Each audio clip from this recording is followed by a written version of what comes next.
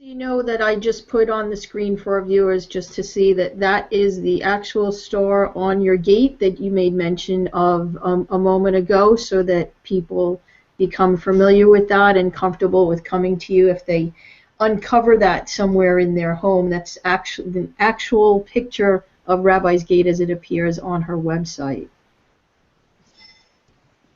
It's amazing. We do so many things to jog people's memories, and you know, Carl, you mentioned earlier about the connection in Spain, about Portugal in one of our earlier episodes. So many people come to me saying that their traditions come from Spain or come from Portugal, and that could very well be true. I just had a man who wrote me an email a couple of days ago who said he went to the doctor, and the doctor said, your surname, Mercurio, is a Spanish Jewish surname. And based on that, he wrote me an email.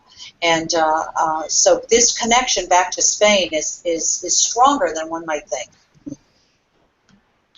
And Rabbi, I know you have some other stories and little artifacts to share with people that have showed up at your door. I do. I have this little menorah. And it is the 7-branch, not the 9-branch Hanukkah, but it's a 7-branch. And this was brought to me by a lovely lady who said this has been in our home. I remembered it when I was a little girl, and I remember my mother talking about it. She remembers it when she was a little girl, and this is something Jewish. And she felt that this belonged in the synagogue. I tried to talk her out of it. I tried to tell her that she needed to keep this in her home, but she said no, this belongs in the synagogue, and so it's on a little shelf in our sanctuary in a place of honor. But she said, we know that this candelabra is Jewish, and then she also talked about how the 3-branch candelabra is used on Friday nights, and that is another little piece of detective work that we've got. I have, as we unearth these traditions, that I've had to remember, because lighting 2 candles on Shabbat, with lighting 2 candles and not using a third as a shamas or a helping candle, just the 2 candles themselves is much more of an Ashkenazic or Eastern European tradition. The 3-branch candelabra, where you use the middle candle to light number 2, is part of the Italkit, or the Italian, or we are also merged within the Sephardic tradition. So there are many times when I see these 3-branch candelabras, and when I first got here 12 years ago, I really paid them no mind. I thought they were decorative items only, and then I started to see that there were stars of David on them. There were little drawings of the Kiddush cup with the vine and the grapes, and the pomegranates, which the drawings of decorative pomegranates, that the melegrano, that are very much part of the Jewish tradition. And I started looking at these 3-branch candelabras, and now people bring them to me too. But I make them take them back home, and I say, light them on a Friday night, and we sometimes teach people the blessings and go to their homes as well. So this would be a replica of the candelabra that was in the temple? This one that we're looking at, yes.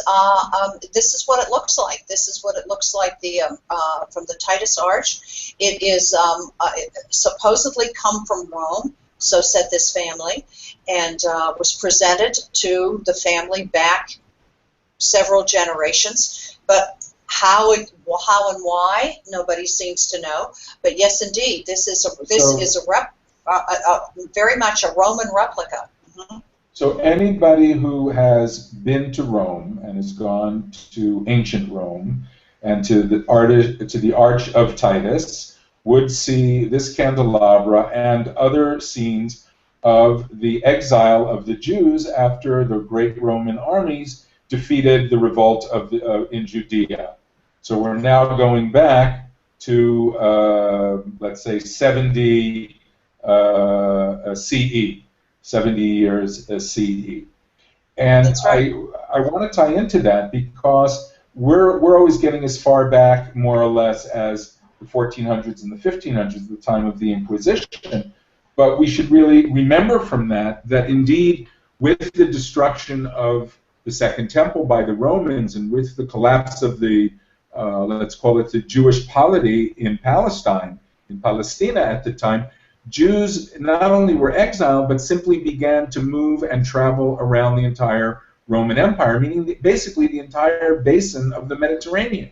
So That's by right. that time, meaning 100 CE, and after, probably even before, but certainly after, wherever you go in the Mediterranean basin, particularly, you're going to find Jewish communities who trace their roots back to Jerusalem or back to Palestina.